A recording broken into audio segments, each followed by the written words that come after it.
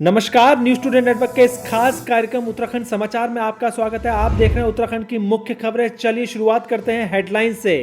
पंतनगर में किसानों की फसल पर टिड्डियों का हमला, दिखाएंगे टिड्डियों की फसल चट करने की एक्सक्लूसिव तस्वीरें। उत्तराखंड में कोरोना मरीजों की संख्या बढ़ी, बीजेपी प्रवक्ता और नैनीताल जिलाध्यक्ष भी हुए कोरोना पॉजिटिव। हेल्थ सिस्टम को किया जाएगा बेहद मजबूत, देखिए सीएम ने कैसे किया विभाग का हेल्थ चेकअप। सीबीएसई 10वीं और 12वीं की परीक्षाओं में विद्यार्थियों को पास होने का एक और मौका, देखिए कंपार्टमेंट का पूरा शेड्यूल। हरिद्वार में सोमवती अमावस्या के स्नान पर लगी रोक, देखिए डीजीपी ने क्यों दिया ऐसा आदेश।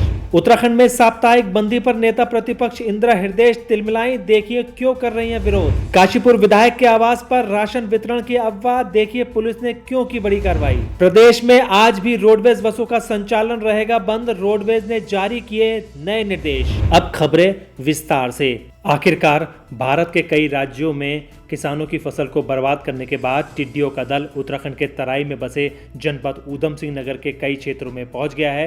तराई के किसानों के खेतों में करोड़ों की संख्या में टिड्डियों की आमद से किसानों में दहशत का माहौल पैदा हो गया है और किसानों की सूचना के बाद आज युद्ध स्तर पर फायर ब्रिगेड के दर्जनों कर्मचारियों ने अग्निशमन विभाग के वाहनों से टिड्डी प्रभावित क्षेत्रों में कीटनाशकों का छिड़काव कर टिड्डियों को खदेड़ने का काम शुरू कर दिया है। आप भी देखिए कैसे चट कर रही हैं किसानों की बेशकीमती फसल को टिड्डियां।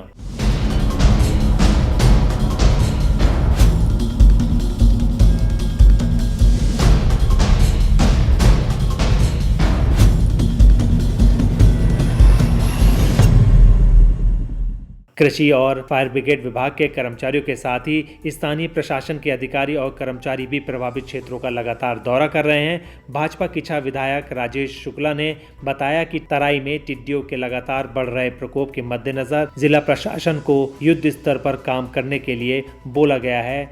सुन लीजिए क्या बोले विधायक। कमिश्नर साहब से, जिला के मुख्य कृषि अधिकारी से बात की और मैं स्वयं मौके पे आया हूँ। कई गांव में शिकायत पहुँच गई है कि टिड्डियाँ आ गई हैं। जैसे हम सहजना में खड़े हैं, दरों में भी टिड्डी का प्रकोप है, पकी खमरिया में, भमरौला में, कई गाँव में इसका प्रकोप हो चुका है। युद्ध स्तर पर लेमेडा का स्प्रे करा रहे हैं, फायर ब्रिगेड की गाड़ियाँ मंगा दी गई हैं। युद्ध स्तर पर इस काम में कृषि विभाग और प्रशासन के अधिकारी लगे हुए हैं और हम लोग ये कोशिश है कि इनसे हमारी किसानों की फसलों का कम से कम नुकसान हो।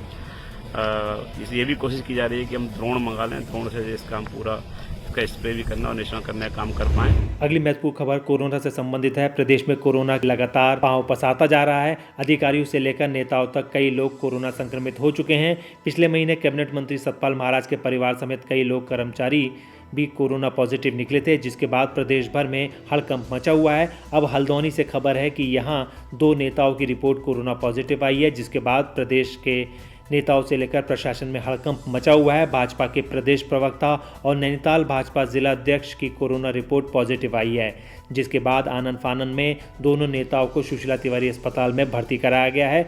दोनों नेताओं के परिवार के सदस्य भी जांच के लिए जा रहे हैं। बताया जा रहा है कि दोनों नेताओं ने पहले अपने को क्वारंटीन और आइसोलेट कर लिया था, लेकिन बाद में जब दोनों की रिपोर्ट पॉजिटिव आई तो शहर में हड़कंप मच गया। जिला अध्यक्ष ने 13 जुलाई को अपने को आइसोलेट कर लिया था, जबकि 5 दिन पहले बीजेपी प्रदेश प्रवक्ता प्रकाश रावत ने भी अपने आप को आइसोलेट कर लिया था। अभी तक कोरोना के 4102 मामले आए हैं, 3021 स्वस्थ भी हो चुके हैं। 996 मरीज कोविड सेंटर में भर्ती हैं, जबकि 34 मरीज राज्य से बाहर जा चुके हैं। शनिवार को एम्स ऋषिकेश में भर्ती कैंसर रोग से पीड़ित एक कोविड-19 पॉजिटिव मरीज की मौत हो गई।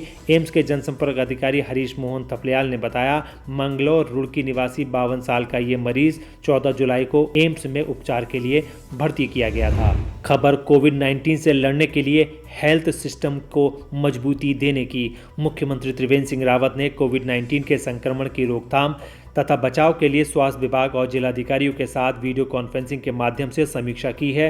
इस दौरान सीएम त्रिवेंद्र सिंह रावत ने बताया कि हेल्थ इंफ्रास्ट्रक्चर पहले से काफी मजबूत हुआ है। ये भी कहा कि इस समय स्वास्थ्य महकमों को काफी तेजी से काम करने की आवश्यकता है, जो कि लगातार किया जा रहा है। इसलिए उन्होंने सभी जिलों में ICU, ventilator, oxygen support, testing machine व लैब आदि सुविधाओं में पर्याप्त बढ़ोतरी की बात कही है। जिलों में सर्विलांस के 2-3 राउंड पूरे हो चुके हैं। उन्होंने अधिकारियों को निर्देश दिए हैं कि फ्रंटलाइन वर्कर्स की सुरक्षा सुनिश्चित की जाए। मुख्यमंत्री त्रिवेंद्र सिंह रावत ने कहा कि कोविड-19 के गंभीर मरीजों की स्थिति पर जिलाधिकारी स्वयं नजर रखने और फेक न्यूज़ फैलाने वालों पर भी कड़ी कार्रवाई किए जाने के निर्देश जारी किए हैं। अगली महत्वपूर्ण खबर विद्यार्थियों के कंपार्टमेंट से संबंधित है। सीबीएसई 10वीं और 12वीं का रिजल्ट जारी हो चुका है। सीबीएसई को रिजल्ट जारी करने के लिए वैकल्पिक मूल्यांकन प्रणाली पड़ी। इसका कारण कोरोना महामारी के कारण परीक्षाओं का रद्द होना था। इस साल का रिजल्ट काफ़ी अच्छा रहा है, लेकिन कुछ छात्र परीक्षा में सफल नहीं हो पाए। ऐसे छात्रों को कंपार्टमेंट एग्जाम्स में बैठने का मौका दिया जाएगा। इस साल 15 जुलाई को सीबीएसई 10वीं का रिजल्ट जारी हो पाया है। ऐसे में कंपार्टमेंट परीक्षा का आयोजन कराना संभव नहीं है। बोर्ड की ओर से मिली जानकारी के अनुसार परीक्षा के शेड्यूल के साथ साथ इसके मोड के बारे में 15 अगस्त तक ऐलान किया जाएगा। सीबीएसई के एक अधिकारी ने बताया कि कोरोना महामारी के कारण शैक्षिक शेड्यूल बाधित हो गया है। अगली महत्वपूर्ण खबर हरिद्वार में सोमवती अमावस्या के स्नान पर लगी हुई रोक की है। महानिदेशक अपराध एवं कानून व्यवस्था अशोक कुमार ने आमजन से अपील की है कि कोरोना संक्रमण को ध्यान में रखते हुए आज और कल यानी 19 व 20 जुलाई को सोमवती अमावस्या के स्नान को स्थगित कर दिया गया है। उन्होंने कहा कि हर वर्ष हरिद्वार में लाखों श्रद्धालु यहाँ स्नान को हरिद्वार आते हैं। उन्होंने प्रदेश ही नहीं देश से आने वाले श्रद्धालुओं से अपील की है कि वह इस वर्ष स्नान को न आएं। कोरोना वायरस के चलते ये स्नान स्थगित कर दिया गया है। उन्होंने श्रद्धालुओं से अनुरोध किया है कि प्रशासन का सहयोग करें। जब इतनी भीड़ होगी तो सोशल डिस्टेंसिंग रख पाना संभव नहीं है। तो अगर कोई भी 10 लोग भी कोविड पॉजिटिव हुए, संक्रमित हुए, तो वो फैलने की उसमें आशंका रहती है। उसी के दृष्टिगत इसकी अनुमति नहीं दी गई है। मैं आपके माध्यम से समस्त मीडिया को, समस्त देशवासियों को, विशेषकर नॉर्थ इंडिया वालों को, क्योंकि मैं एसएसपी हरिद्वार रहा हूँ, जम्मू से लेकर के गुजरात तक का तीर्थयात्री सोमवती अमावस्या पे आता है, तो उन सबको मैं ये अपील करना चाहूँगा कि कृपया करके इस वर्ष सोमवती अमावस्या पर हरिद्वार न आए। दोस्तों, न्यूज़ स्टूडेंट नेटवर्क आपको हमेशा अपडेट करता रहता है, इसीलिए आप वीडियो को देखने के साथ एक लाइक ज़रूर कर दें, जिससे हम आपको आपकी तरक्की से जुड़ी हर एक जानकारी आप तक पहुंचाते रहें। अगली महत्वपूर्ण खबर लॉकडाउन के खिलाफ की है। सरकार द्वारा प्रदेश के 4 जिले नैनीताल, ऊधम सिंह नगर, हरिद्वार और देहरादून में शनिवार और रविवार को लॉकडाउन लगाने के बाद कई जगह असमंजस की स्थिति दिखाई दी है। ऐसे में विपक्षी दल कांग्रेस ने लॉकडाउन पर सवाल उठा दिए हैं। नेता प्रतिपक्ष इंद्र हृदयेश ने कहा कि वह सरकार द्वारा शनिवार और रविवार को लॉकडाउन के पक्ष में बिल्कुल भी नहीं है। उन्होंने सरकार पर सवाल उठाते हुए कहा कि क्या शनिवार और रविवार को लॉकडाउन लगाकर कोरोना खत्म हो जाएगा, क्योंकि आज लगातार देखा गया कि शराब की दुकानें खुली थी और कई दुकानें राशन की तक बंद थी। इसी बात को लेकर उनमें काफ़ी आक्रोश देखा गया। नेता प्रतिपक्ष ने कहा, जो ठेले फड़ वाले सुबह कमाकर शाम को 2 रोटी खाते हैं, उनके बारे में सरकार ने कुछ ज़्यादा नहीं सोचा। उन्होंने ये भी कहा, जैसे तैसे दुकानें तो खुली तो ग्राहक आने शुरू भी हुए, अब लॉकडाउन से उनका क्रम टूट जाएगा। शनिवार इतवार को लॉकडाउन किए जाने के निर्णय के मैं पक्ष में नहीं हूँ। जो ठेले वाले सुबह रोटी कमाते थे और शाम को खाते थे, उनके बारे में क्या निर्देश है। नंबर 2, जैसे तैसे दुकानें खुली थी, 1-2 ग्राहक आने शुरू हुए थे तो उनका क्रम टूट गया। तो ये अचानक शनिवार इतवार को ही लॉकडाउन करके सारे कोरोना पे नियंत्रण हो जाएगा, ऐसा मैं नहीं मानती। और मैं नहीं जानती हूँ कि चिकित्सा में कार्य करने वाले विशेषज्ञ भी इसे मानते हैं। खबर काशीपुर में पार्षद पर अफवाह फैलाने पर केस दर्ज होने की। काशीपुर के विधायक हरभजन सिंह चीमा के कार्यालय में राशन वितरण होने की भ्रामक अफवाह फैलाने के आरोप में पुलिस ने काशीपुर नगर निगम पार्षद मंजू देवी के खिलाफ मुकदमा दर्ज कर लिया है।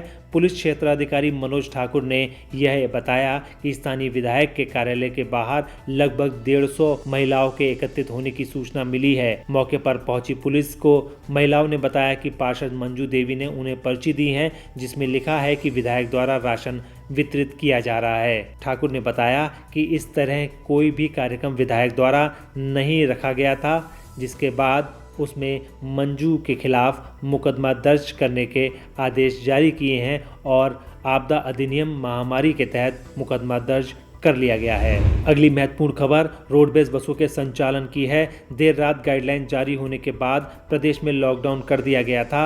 ये लॉकडाउन शनिवार और रविवार रहेगा।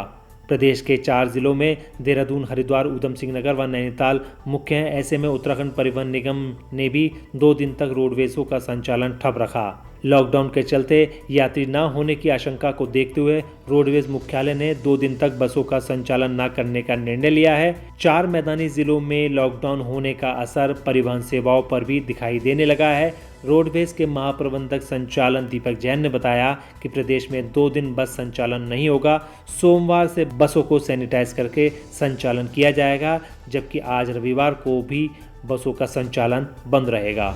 दोस्तों, हमारा यह वीडियो आपको कैसा लगा आप हमें कमेंट बॉक्स में ज़रूर बताइएगा। अगर आप इसको YouTube पर देख रहे हैं तो हमारे चैनल को सब्सक्राइब करिए। अगर आप Facebook पर देख रहे हैं तो हमारे चैनल को लाइक करिए और हमारे पेज को फॉलो करें।